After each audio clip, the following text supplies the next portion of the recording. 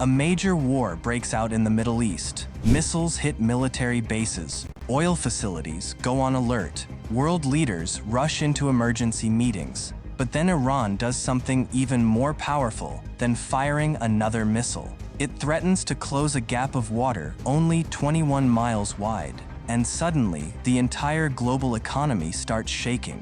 Oil prices jump, ships stop moving, factories panic. Countries thousands of miles away begin worrying about fuel, electricity, food, and inflation. Because the Strait of Hormuz is not just a waterway, it is one of the world's most important doors. To understand it like you're 5, imagine the Persian Gulf is a room full of treasure. Inside that room are some of the biggest oil and gas producers on Earth: Saudi Arabia, Iraq, Kuwait, Qatar, the UAE, and Iran.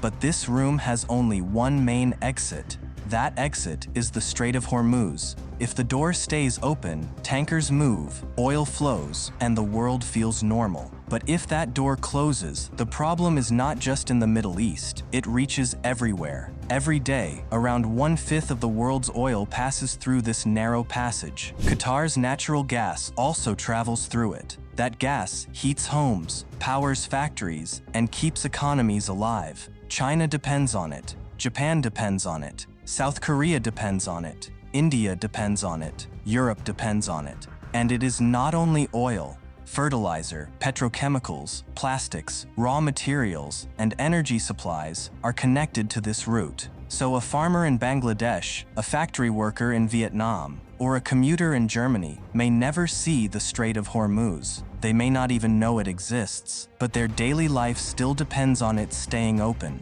Now the scary part is this: ships cannot simply take another road. The Persian Gulf is almost like a dead end. There are some pipelines that bypass the strait, but they cannot carry everything.